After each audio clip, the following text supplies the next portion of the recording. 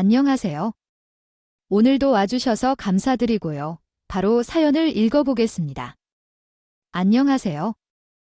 괘씸한 제 남편과 저를 내쫓은 악덕 시어머니에 대한 제 이야기를 들려드리고자 합니다.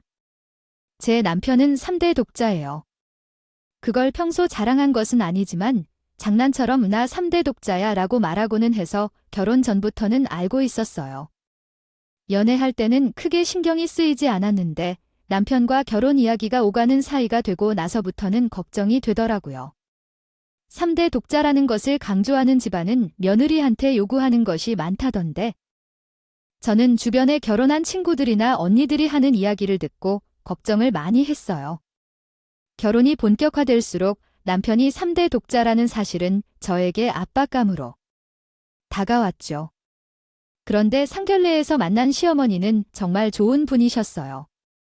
상견례 때도 저희 부모님을 편하게 대해주시고 저에게도 매우 친절하셨어요. 게다가 시어머니는 다른 3대 독자 어머니들과 달리 요즘 사람들의 생각도 잘 알고 계시는 분이셨어요. 아이고, 애 낳는 거 급하게 생각할 거 없어. 요즘엔 딩크족도 많던데 힘들면 굳이 낳지 말고 너희들이 행복하게 살면 되지. 그런 것도 요즘은 참 좋은 것 같더라고 말씀하셨어요. 젊은이들이 자신들이 원하는 행복을 잘 알더라고 걱정을 많이 하고 간 것과 달리 시어머니가 생각이 젊고 좋은 분이어서 안심이 되었어요. 저는 시어머니의 따뜻한 말씀에 그날 결혼에 대한 결심을 굳혔어요. 결혼을 해도 변함없이 잘해주실 것 같았거든요. 시어머니는 말뿐만이 아니라 행동도 정말 잘해주셨어요. 결혼 준비를 하면서 종종 남편 집에 가면 시어머니는 맛있는 밥을 차려주시고 저와 함께 백화점에 놀러가 예쁜 옷을 사주실 때도 있었어요. 이런 시어머니라면 친엄마 못지않게 좋은 고부지간이 될 수 있을 것 같았죠. 저희 부부는 상견례 뒤 3개월이 지나 결혼을 했어요. 친인척과 친구들, 지인들이 모인 자리에서 성대한 결혼식을 올렸죠. 남편 집이 엄청 부자인 것은 아니지만 시어머니가 즐기고 사실 만큼의 재산을 가지고 계셨거든요. 모두들 좋은 집에 시집에 간다고 축하를 해줬어요. 저는 그날이 제 결혼의 마지막 행복인 줄은 모르고 행복한 결혼식을 했죠. 신혼여행에서 돌아오고 남편 집으로 인사를 갔는데 그때부터 저의 악몽이 시작되었어요. 결혼 절차가 끝나고 나자 시어머니는 바로 분식을 드러냈거든요. 아이의 세아가 이제 신혼여행도 끝났으니 아이 출산 계획 좀 하려다오. 최대한 빨리 애를 낳아야 할 것 아니니? 아, 너도 잘 알고 있지? 우리 아들 3대 독자라는 거 어머니이지만 이제 신혼여행이 끝났는데 왜 그리고 저희 애 낳지 말고 잘 살아도 괜찮다고 하시지 않았나요? 아니, 그건 인사치레지. 요즘 애들한테 많이 나오라고 하면 누가 시집으로 오니? 너도 그걸 고지 고대로 들으면 어떡하니? 3대 독자 집안에 시집으면서 아이 낳을 생각을 안 했어. 아니, 나 참 순진한 거야. 뭐야, 결혼 전과 너무 달라진 시어머니의 태도에 저는 머리를 한 대 얻어맞은 기분이었어요. 그 착하고 이해심 많은 시어머니는 어디로 갔을까요? 신혼여행 끝나자마자 출산 계획을 요구하시는데 생각지도 못한 요구에 저는 많이 당황을 했어요.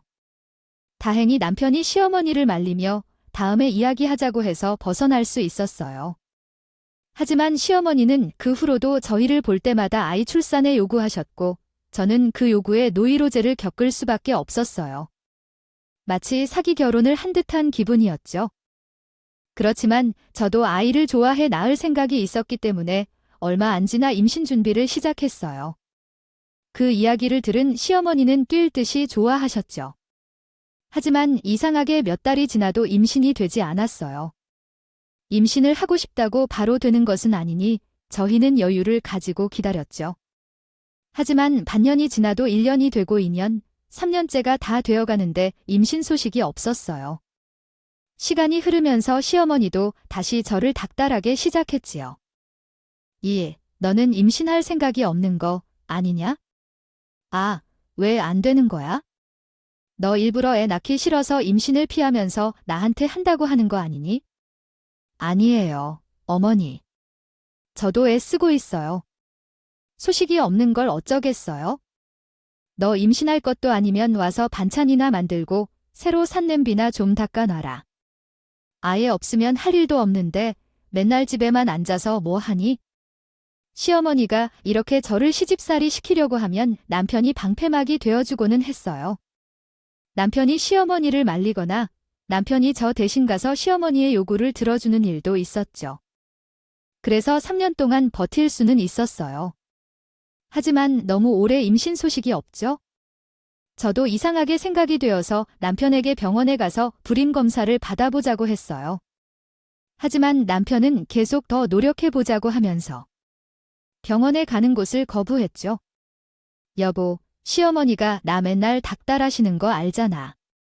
병원에 가서 검사로도 받아봐야 하지 않겠어? 왜 안 가려고 하는 거야? 아니, 난 당신이 병원에 가서 검사 받고 마음 졸이고 그러는 걸로 더 고생할까봐 그러지. 불임 검사는 여자는 1달이나 걸린단 말이야. 그냥 우리 같이 더 노력해보자. 그러면 언젠가 될 거야. 나는 병원 가서 고생을 하는 것보다 시어머니에게 닥달 당하는 게 더 힘들어. 병원에 가서 불임이면 불임이다.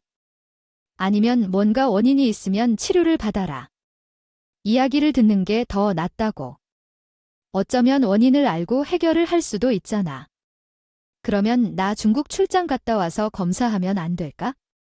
내가 검사받고 출장 가게 되면 검사 결과를 당신이 혼자 들어야 하는 걸로 알아요. 남편은 다음 주부터 2달간 중국으로 출장을 가게 되었어요. 남편의 말대로 이번 주에 검사를 하면 제가 혼자 병원에서 결과를 알게 되었어야 했죠. 하지만 남편이 떠난 2달 동안 시어머니에게 시달릴 생각을 하니 하루 빨리 불임이 이유를 가지고 있어야 할 것 같았어요. 그래서 남편에게 빨리 검사를 받자고 제안하여 다음 날 병원에 가기로 결정했죠. 그날 저녁에 전화를 걸어주신 시어머니께도 다음 날 병원에서 불임 검사를 할 예정이라고 말씀드렸어요. 그러자 시어머니는 또 말을 덧붙였어요. 아, 우리 아들이 문제가 아니라 내가 문제겠지?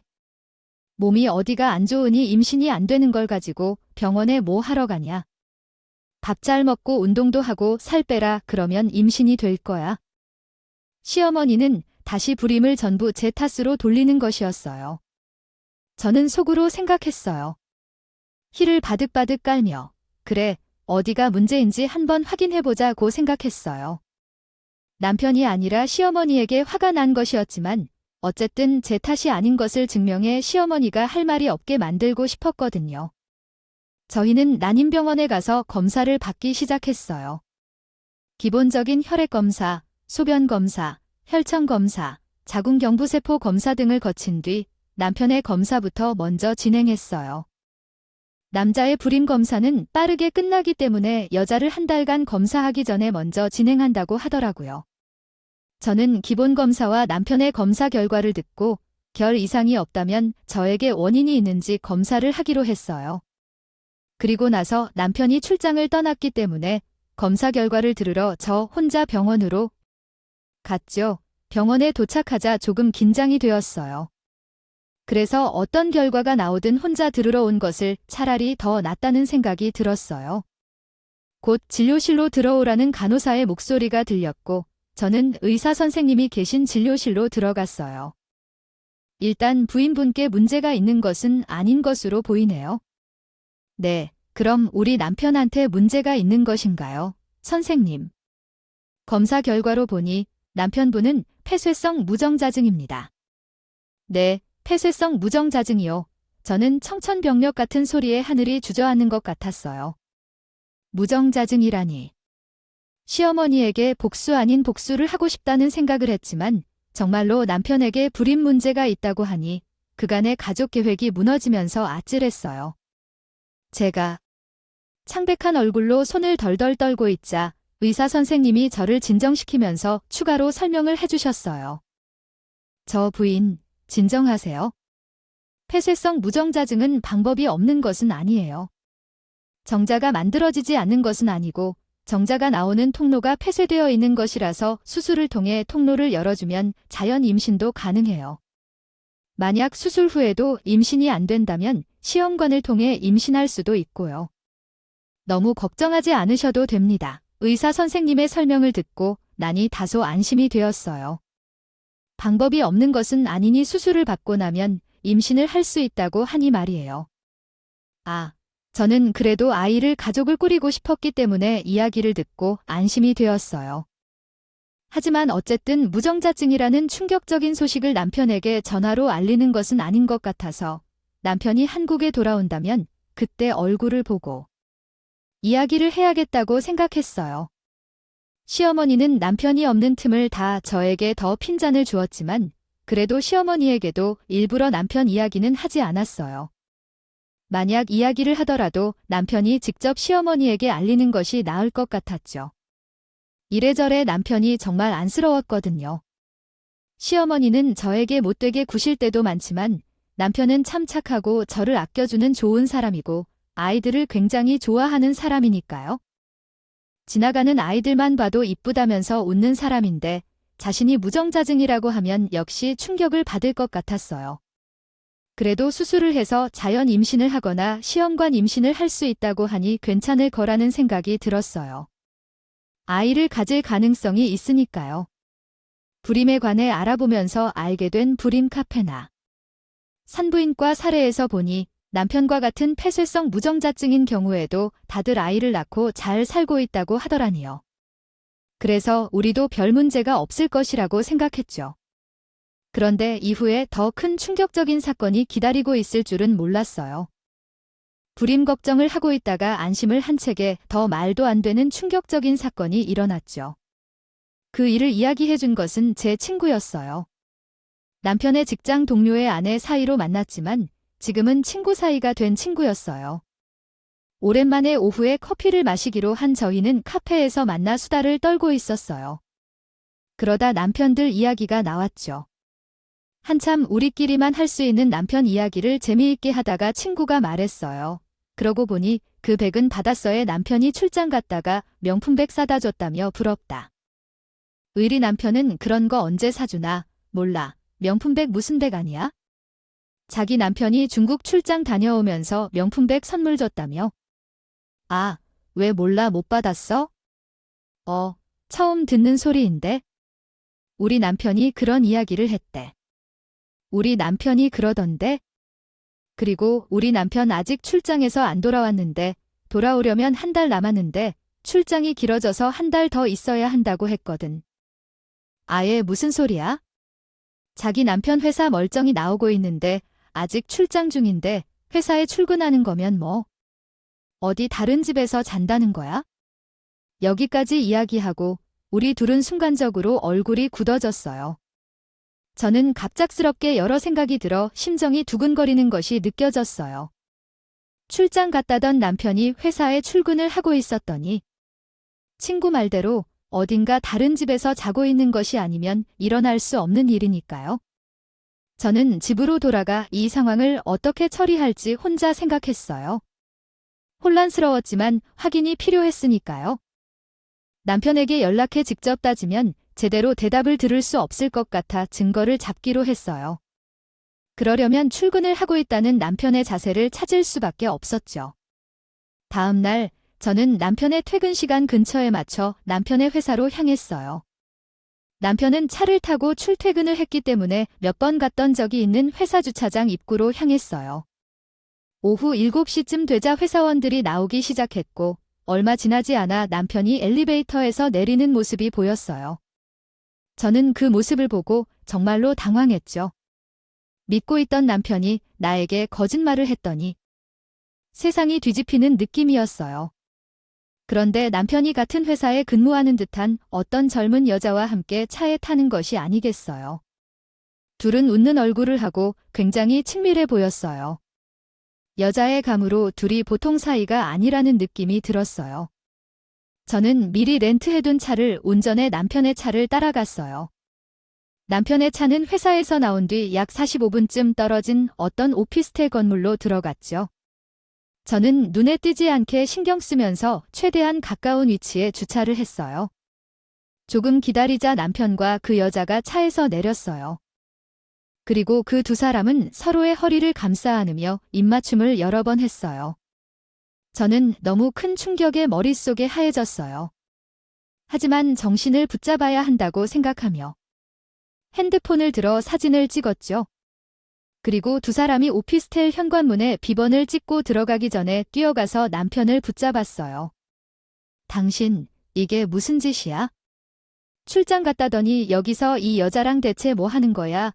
남편은 저를 보더니 소스라치게 놀라며 도망을 치려고 했어요. 저는 너무 실망스럽고 화가 나 남편을 붙잡고 마구 때렸어요. 출장을 간다고 하고 바람을 펴 너 같은 인간을 믿고 기다린 내가 등신이지. 이 나쁜 놈이. 이 나쁜 새끼야. 저는 소리를 고래고래 지르며 한참 남편을 쳤고 그러다가 멱살을 자꾸 끌고 가 차에 태웠어요. 그런데 상간녀가 따라오려고 하는 것이 아니겠어요. 그래서 차에서 내려 상간녀에게 다가가 뺨을 한 대 올렸어요. 그리고 말했죠. 무슨 낯짝으로 따라오려고 하는 거예요? 결혼한 남자를 만나서 바람피니까 좋아요. 좋았어요. 죄송합니다. 됐고. 따라올 거면 타요. 이렇게 된 거 모든 이야기를 다 듣고 각서도 받아야겠어요. 저는 너무 분하고 화가 나서 치를 떨었지만 제대로 된 마무리를 하기 위해 상간녀도 함께 차에 태워서 집으로 돌아왔어요. 집에 돌아와 보니 시어머니가 계셨고 어리둥절해 하시기에 남편과 상간녀를 앞에 앉혀두고 이야기를 해드렸어요. 어머님, 아들이 다른 여자랑 바람이 났답니다. 출장을 간다고 하고 버젓이 회사 근처 오피스텔에서 동거를 하고 있더라고요. 나 참 어이가 없어서 그 뒤에 남편을 추궁해보니 남편은 제가 모르던 이야기를 해줬어요. 먼저 출장은 2주 만에 끝이 나는 것이었고 출장이 한 달 더 길어진다는 것도 거짓말이었다고 해요. 상간녀와 함께 지내다가 오려고 거짓말을 한 거죠. 상간녀는 같은 회사 동료라고 했어요. 추궁해보니 만나게 된 지 1년 정도가 되었다고 했어요. 기가 찼죠. 저는 분노에 차 상간녀와 남편에게 할 수 있는 모든 말을 다 소리 지르며 쏟아냈어요. 그 모습을 보던 시어머니가 옆에서 한마디 거들더라고요. 아이 그만해. 내가 얼마나 매력이 없으면 아들이 딴 여자를 만났겠어. 아들 책임만 아니라네 책임도 있어. 아, 그리고 우리 아들이 이 여자랑 바람 피웠다는 증거 있어. 증거 있냐고. 저는 그 말을 듣고 다시 한번 머리 꼭대기까지 화가 났어요. 그래서 아까 찍은 사진을 여러 시어머니 눈앞에 들이대면서 말했어요. 증거요, 증거. 여기 있어요. 그리고 어머니, 아들이 바람을 핀 게 왜 제 탓이에요? 저는 바람 필 줄 몰라서 안 피는 건 줄 아세요. 아무리 아들만 중시한다지만 이런 식으로 막대먹게 오냐오냐 하시면 안 되죠. 이건 불륜이에요. 불륜. 제가 평소랑 달리 언성을 높이며 대들자 시어머니도 조금은 수그러드는 것 같았어요. 하지만 저는 화가 가라앉지 않았고 남편과 그 여자 앞에 종이와 펜을 던지고 각서를 쓰라고 했어요. 다시는 만나지 않겠다는 각서를 써요. 만약 각서를 쓰고도 만나면 그때는 가만 안 될 줄 알아요. 남편과 상관녀는 나란히 바닥에 앉아 각서를 썼어요. 각서를 쓰고 지장까지 찍게 한 후 상관녀를 바로 집 밖으로 쫓아냈어요. 그러고 나니 온몸에 힘이 풀려서 털썩 주저앉았죠. 그제서야 머리가 아프기 시작했어요.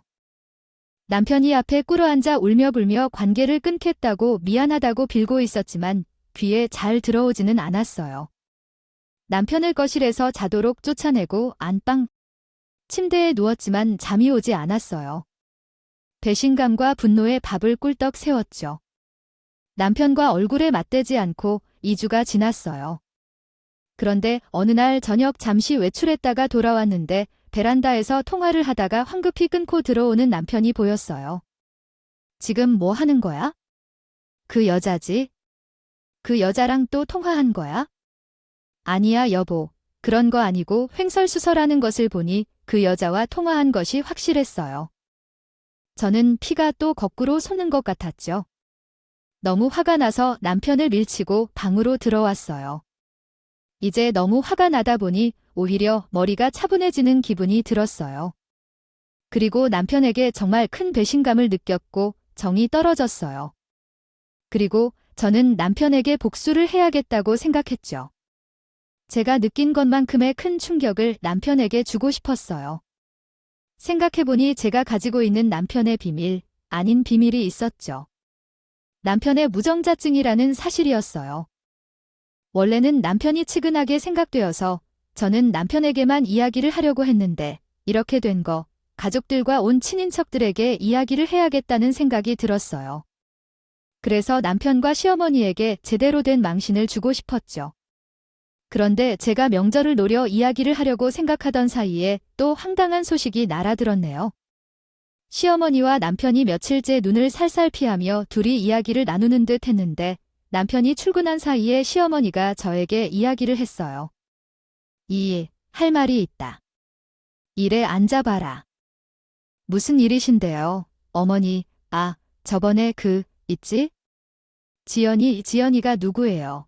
어머니, 그 외에 우리 집에 왔던 아들이랑 사귀는 여자 있잖니. 저는 시어머니가 그 여자를 아들이랑 사귀는 여자라고 부른 것도 황당했지만 이름까지 알고 있다는 것이 더 당혹스러웠어요. 그 여자 이야기는 왜 하시는 거예요? 어머니, 지연이가 임신을 했단다. 너는 못하는 걸 시연이가 있으니 이제 지연이를 데려와야지 않겠냐? 오늘 저녁에 아들이 지연이 데리고 이리 오기로 했으니 그리 알아. 저는 머리를 망치로 맞은 것 같았어요. 그러나 금방 어이없는 웃음이 나왔죠. 임신이라니. 남편이 무정자증이라 상간녀는 임신을 할 수 없었어요. 만약 정말로 했다면 남편의 아이가 아닌 것이었죠. 제가 피식피식 웃자 시어머니는 이상하다는 듯이 쳐다봤지만 저는 그때 마음속으로 굳게 다짐했어요. 꼴보기 싫었지만 진심으로 반성을 하면 남편과 이야기 정도는 다시 해보려고 했는데 남편과 시어머니는 제가 생각하던 그런 사람들이 아니었어요. 정말 이기적이고 저에 대한 배려라고는 눈꼽만큼도 없었죠. 남편과 시어머니는 저를 가족으로서 사랑하지 않고 있었어요. 저도 더 이상 제 마음을 줄 필요가 없다고 생각했지요. 저는 남편과 시어머니를 떠나기로 결정했어요. 제 마음에서 내보내 버리기로 했죠. 하지만 그 전에 저는 제대로 된 복수를 해야 했어요. 그래야 제가 마음 편히 살 수 있을 것 같았죠. 그래서 상간녀의 이름을 부르며 데려오겠다는 시어머니에게 남편의 무정자증 이야기를 하지 않기로 했어요. 시간이 지나 상간녀가 아이를 낳았을 때 그때 어떻게 될지 보고 싶었거든요. 어이없게도 남편은 그날 저녁 정말로 상간녀를 데리고 집으로 왔죠. 제가 반응이 크게 없자 시어머니는 계획을 한 것처럼 저한테 이야기했어요. 이제부터 지연이가 우리 집 맏며느리다. 아이 노는 지연이가 애 낳으면 그냥 애 기저귀나 갈아주고 애나 키워 그러기 싫으면 우리 집에서 나가. 어차피 너 돈벌이도 없고. 우리 집 돈으로 살고 있었잖냐. 먹고 살고 싶으면 여기서 애 키우고 집안이라고 해. 이 상황이 너무 기가 찼지만 저는 벌써 복수의 칼을 갈기 시작했기 때문에 되려 차분하게 대답했어요. 마음대로 하세요. 애를 데리고 들어오든지 말든지요. 의외로 제가 고분고분하자 제 눈치를 살피던 남편도 웃으면서 좋아하는 것이 보였어요. 정말 꼴보기 싫었지만 저는 10달 동안 꾹꾹 참았다. 한 방에 터뜨리기 위해 이 순간은 참을 수 있었어요. 시어머니와 남편과 상간녀가 뭐라고 짖어도 완벽한 복수를 위해 참을 수 있었거든요. 시어머니와 남편이 하는 짓은 정말 점점 점이 가경이었어요. 처음에는 은근히 저에게 이혼 이야기를 꺼내려고 하는 것 같아서 저는 딱 잘라 이유는 절대 못해준다고 이야기했죠. 그랬더니 시어머니가 저를 별것 아닌 일로도 타박하기 시작했는데 제가 크게 신경 쓰지 않자 결국 상간녀를 우리 집으로 들여왔어요. 이혼 안 할 거면 뱃속에 있는 우리 쑥쑥이랑 지연이 수발이나 들어. 넌 그게 딱 어울린다 그러면서 상간녀에게는 이렇게 이야기를 하더라고요. 우리 지연이가 이 시집안 아이를 임신해줬으니 이제 우리 집에 있는 채선은 다 내 거야? 마음 편히 있어? 응, 알겠지. 그러니까 상간녀 입꼬리가 염치도 없이 천장을 뚫고 올라가는 길 가짠치도 않았어요. 하지만 어떤 상상 이상의 모습을 보아도 저는 참을 수 있었죠. 몇 달 뒤에 상간녀가 출산을 하고 나면 확실한 복수를 할 수 있었으니까요. 시어머니와 남편의 상간녀는 저를 쫓아내기 위해 별별 방법을 다 썼지만 복수를 노리고 있는 저에게는 큰 타격이 없었죠. 지연아, 임신도 했는데 좋은 것만 먹어야지. 뭐, 먹고 싶어. 내가 사다 줄게. 남편은 제 눈앞에서도 아랑곳하지 않고 상간녀와 다정한 모습을 보였어요. 제가 아무리 쳐다보고 있어도 저를 무시하고 상간녀만 챙겼죠. 저 정도로 이중적인 사람이었다니. 이전에는 어떻게 저런 사람과 함께 차를 맞대고 살았는지 상상이 안 될 정도였어요. 오빠, 고마워. 나 딸기 타르트 먹고 싶어. 달달한 거 있지? 아기가 단 걸 좋아하나 봐. 상간녀도 저를 무시하면서 들으라는 듯이 생활했어요. 어떨 때는 빨래를 돌리려는 제 앞에 자신의 빨래를 툭 던져두기도 했죠. 저는 그래도 참을 수 있었어요. 그 정도는 아무것도 아닐 정도의 복수를 하려고 저는 차근차근 계획을 세우며 시간이 흐르기를 기다렸어요. 그렇게 8개월 후 드디어 상간녀의 출산이 다가왔어요. 상간녀는 새벽에 진통이 와서 시어머니, 남편과 함께 산부인과로 향했죠. 시어머니는 출발하면서 저에게 산후조리할 준비를 해두라며 잔소리를 했지만 저는 3명이 병원으로 출발한 뒤 저에게 필요한 준비를 천천히 했어요. 아이가 태어난 직후는 얼굴을 알아보기 힘들 수 있으니 다음 날 정도에 가서 제 목표를 달성할 생각이었죠. 다음 날 저는 상간녀가 있는 산후조리원으로 향했어요. 도착하자 시어머니가 저를 데리고 자랑하듯이 신생아실로 갔어요. 저에게 아이를 자랑하려는 뻔뻔한 시어머니와 상간녀 덕분에 나는 아이의 얼굴을 확인하기 쉬웠어요. 그런데 딱 봐도 아이의 얼굴에는 남편의 얼굴이 하나도 없었어요. 조목조목 뜯어봐도 남편을 조금도 닮지 않았죠. 그래서 나는 아이의 얼굴을 보자마자 딱 한마디 했어요. 얘는 대체 누구를 닮은 거야지? 아빠 닮은 구석이 하나도 없네. 이 말에 상간녀는 갑자기 얼굴을 붉히며 목에 핏대를 세웠어요. 어머, 그게 무슨 소리예요? 애가 우리 아이가 아니면 누구 아이라는 거예요? 아, 무슨 증거로 그런 소리를 하는 거예요? 남편 빼앗긴 게 자랑 다니면서 누구한테 감히 괜히 심통 부리는 걸 다 알아요. 지가 못 나오네. 내가 낳으니까 배 아픈 거야. 이런 소리를 하자 시어머니도 상간녀 옆에서 거들었습니다. 아, 너 지금 병원까지 와서 무슨 소리를 그렇게 해? 아, 부러워서 그러는 거냐? 네가 할 수 없는 걸 지연이가 해서. 어디 함부로 그딴 소리를 짓거리고 있어? 그 이야기를 들은 저는 코웃음을 치면서 시어머니와 상간녀 남편을 데리고 응접실로 갔어요. 그리고 드디어 오래 참아왔던 저의 복수를 던졌죠.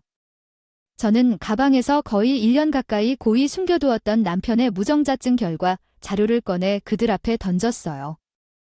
씨가 없는데 어떻게 열매를 맺어 무정자증이 어떻게 자식을 알 수 있냐고. 당신 몰랐지? 당신 무정자증인 것 1년 전에 난임병원에서 검사한 결과야. 나는 다 알고 있었어. 이 여자, 당신의 낳은 거 아니야? 다른 남자애라고. 어때? 당신도 이제 아주 재미있어졌지. 그러자 상간녀는 옆에서 소리를 지르기 시작했어요. 말도 안 돼. 어디서 거짓자리를 가져와서 우기는 거야? 이거 나 엿먹이려고 만들고 온 거지? 가짜 자료 가지고 웃기지 마. 집이랑 남편 다 뺏길까봐 이러는 거 아니야. 저는 상간녀의 말을 무시하고 시어머니에게 웃으면서 말했어요. 어때요? 어머니, 남의 자식 키우게 되셨네요. 양심도 없고 돈도 없어서 어머니네 재산이랑 아들 꿀꺽하러 온 저 꽃뱀 같은 여자. 저런 여자가 낳은 어디서 온지도 모를 아이를 키우게 되셔서 좋겠어요. 그렇죠. 그러자 당혹스러운 표정으로 있던 남편과 시어머니도 이게 사실일 리 없다면 당장 친자 검사를 해보라며 난리를 쳤어요.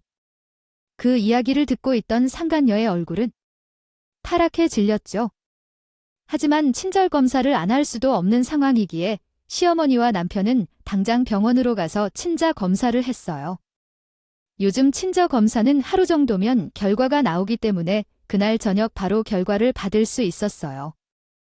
저는 결과가 나오는 동안 혼자 맛있게 식사라고 하는데 1년간 먹은 음식 중에 제일 맛있는 것 같았어요. 결과를 보니 당연히 교회는 남편 애가 아닌 것으로 나왔어요. 남편과 시어머니는 충격을 받았는지 한동안 멍하니 앉아 있더라고요. 저는 복수를 완수해서 미수가 멈추지 않았어요. 이렇게 가슴이 뻥 뚫린 것은 1년 만에 처음이었죠. 하지만 남편과 시어머니는 또 의외의 행동을 했어요. 저를 그렇게 괴롭히고 쫓아내고 싶어 했으면서 저에게 매달리기 시작한 거예요. 세아가, 아내야, 그동안 미안해. 어떻게 좀 도와줄 수는 없겠니?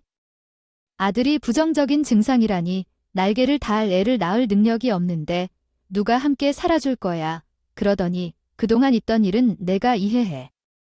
앞으로 다시 자라 라고 말했다. 아, 옷이나 그런 건 좋은 걸로 사줄게. 그럼 되겠지? 아, 너도 달리 갈 곳이 없잖아. 여보, 내가 그동안은 그 여자에게 강요한 게 있나 봐. 이혼 이야기는 없던 걸로 하고 다시 잘 살아보자. 잘해줄게 라고 약속했다. 응, 이렇게 갑자기 태도가 바뀌자 시어머니와 남편에게 기가 차기 시작했다. 한편으로는 또 화가 나기도 했다. 정말 비열하고 비겁한 사람들이었어. 그래서 나는 이제 복수를 완수할 때가 된 것 같아서 벌떡 일어나서 말했어. 웃기고만 다니네. 어디서 선심 쓰는 척하는 거야. 그동안 나한테 했던 말이랑 행동, 내가 다 잊었을 줄 알았어. 상간녀 데리고 와서 며느리라고 하던 시어머니, 떵떵거리던 그 여자 그리고 내가 보든 말든 그 여자랑 시시득거리면서 의기양양하던 당신. 다 기억하고 있어? 인간도 못 되는 너희들이 이혼 취소한다고 해도 내가 안 해. 이제 내가 이혼해. 저는 시어머니와 남편이 매달리는 것을 걷어차고 이혼을 진행했어요. 이혼 소송은 쉽게 진행되었죠. 제가 가정주부였는데도 남편의 이혼 규칙 사유가 100% 인정되어 드물게 저에게 더 많이 재산 분할이 되었고 위자료도 두둑히 챙길 수 있었죠. 이 모든 것이 가능했던 이유는 양심이라고는 하나도 없는 시어머니와 전 남편 상간녀가 제 앞에서 온갖 행동을 당당했기 때문이었어요. 제가 남겨둔 사진과 녹음 증거가 많고 확실했거든요. 그래서 저는 내친 김에 이혼 소송을 하면서 상간녀 소송도 같이 진행했어요. 상간녀는 소송이 들어오자 저에게 돈으로 합의를 보자며 쩔쩔매며 빌었어요. 제가 이렇게 부탁 좀 할게요. 500만 원 어때요? 저 이제 어차피 그쪽 전 남편이랑 만난 사이도 아니에요? 애도 있는데 좀 봐줘요. 솔직히 제가 잠깐 애 때문에 그런 거지? 그쪽 괴롭히려고 한 것도 아니잖아요. 너무나 뻔뻔한 상간녀의 말을 저는 어차피 소송을 할 예정이었지만 더 가차없이 소송을 걸었어요. 수많은 증거자료로 인해 상간 손해배상 청구 소송은 상간녀에게 큰 위자료를 요구했어요. 상간녀는 결국 큰 위자료를 저에게 배상해야 했죠. 그리고 여기서 더 쇼킹한 건 상간녀가 낳은 애의 아버지가 누구인지 밝혀졌다는 거였죠. 제가 앞서 말했던 전 남편 회사 동료의 와이프 기억하시죠? 알고 보니 그 친구의 남편이 친구였던 거였어요. 전 남편이 상간녀를 뒷조사하면서 그 사실을 알게 되었고 추궁을 하니 상간녀도 진실을 털어놓았다고 하더군요. 상간녀는 전 남편이 회사에서 가장 친한 그 동료와도 불륜을 저지르고 있었던 거예요. 그 더러운 상간녀는 유부남 킬러였고 이 사실을 친구 또한 알게 되면서 우리는 합심해 상간녀 인생을 파탄내기로 했어요. 저랑 친구에게 보낼 위자료를 한 번에 마련하지 못했기 때문에 우리는 상간녀가 다니는 회사에 월급 가압류를 신청했어요. 저는 추가로 전 남편에게 월급과 연금료 신청을 했죠. 그렇게 간접적으로 더불어 합법적으로 회사에 상간 사실을 알렸어요. 월급 가압류가 들어가면 법원으로부터 회사의 급여 압류 결정문이 송달되어 상간녀와 전 남편 그리고 친구 남편의 불륜 사실이 곧바로 퍼지게 되는 거죠. 역시나 말 많은 회사엔 빠르게 소문이 퍼졌다고 하더라고요. 그 이야기는 제 친구를 통해 들을 수 있었어요. 알아보니까 난리도 아니었대. 네 전 남편이랑 내 남편이랑 그 여자 회사에서 소문이 나서 공공연히 사람들이 수근거렸나 봐. 그걸 눈치채고 그 여자가 사무실에서 고래고래 소리를 질렀대. 그런데 아무도 상대를 안 해줬나 봐. 너나 나나 남편 놈들이 무슨 할 말이 있겠어. 입 다물고 가만히 앉아 있는 거지 뭐. 결국 상무가 셋 다 데리고 가서 어떻게 할지 이야기를 했나 봐. 솔직히 나는 이야기 듣고 정말 고소하더라. 우리 정말 고생 많았어. 그리고 넌 더 힘들었을 거 아니야? 그 긴 시간을 어떻게 참았니? 고생 많았어. 정말 회사에서는 세 사람을 내보내고 싶어 했어요. 그래서 회칙을 근거로 상간녀와 전 남편 그리고 친구의 남편에게 중징계를 내려 사실상 권고사직을 시킨 상황입니다. 상간 녀석은 회사에서 쫓겨나고 상간 소송 판결문이 남아 개명이나 법원 절차 시에 주홍글씨처럼 나타날 것 같습니다. 최근에 마음이 정말 가볍고 행복해요. 사는데 참으로 기분 좋아요. 모든 절차가 끝난 후에도 시어머니가 빼앗들였지만 이에 대해 냉정히 대처하고자 해요. 그래서 집을 마련하고 이사했습니다. 전 남편은 아직 회사에 다니고 있는 것 같지만 얼마 남지 않았을 것 같아요. 눈치를 살폈을 테고 승진은 기대할 수 없겠죠. 회사를 다니며 울고 노는 중에 잘려버리거나 불안정한 입장으로 이직할 것으로 예상돼서 고소하기가 꺼려져요. 제 친구도 남편과 이혼 소송을 벌이고 있는데 자녀와 양육권 문제도 있고 남편이 외도로 낳은 아이도 있어서 소송이 상당히 복잡한 상황인 것 같아요. 걸리더라고요. 저는 이런 친구를 묵묵히 뒤에서 응원하고 있는 중입니다. 지금은 이혼으로 받은 재산으로 한동안 여유롭게 지낼 예정이에요. 그리고 결혼 전에 했던 일을 다시 공부해 일도 다시 시작할 예정이랍니다. 오랜 기간 힘들다가 제 삶을 다시 찾은 기분이에요. 시어머니와 전 남편 상간녀에게 확실한 복수를 하게 된 것 같아 정말 기쁘고요.